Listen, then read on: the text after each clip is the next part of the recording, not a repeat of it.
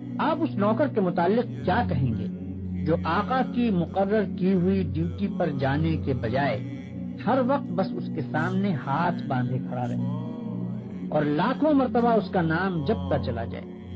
آقا اس سے کہتا ہے کہ جا کر فلاں فلاں آدمیوں کے حق ادا کر، مگر یہ جاتا نہیں، بلکہ وہیں کھڑے کھڑے آقا کو چھپ چھپ کر 10 سلام کرتا ہے اور پھر ہاتھ باندھ کر کھڑا ہو جاتا ہے۔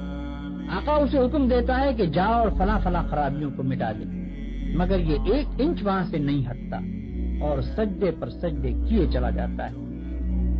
آقا حکم دیتا ہے کہ چور کا ہاتھ کاٹ دے، یہ حکم سن کر بس وہیں کھڑے کھڑے نہایت خوش الہانی کے ساتھ چور کا ہاتھ کاٹ دے، چور کا ہاتھ کاٹ دے 20 مرتبہ پڑھتا رہتا ہے، مگر ایک دفعہ بھی اس نظام حکومت کے قیام کی کوشش نہیں کرتا جس میں چور کا ہاتھ کاٹا جا سکے۔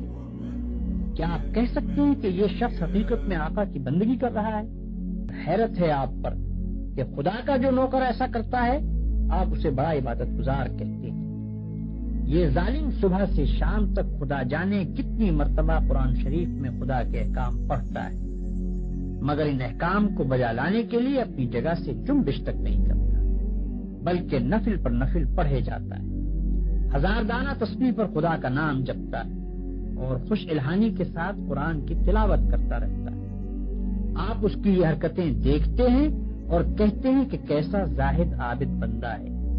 یہ غلط فہمی صرف اس وجہ سے ہے کہ آپ عبادت کا صحیح مطلب نہیں جانتے۔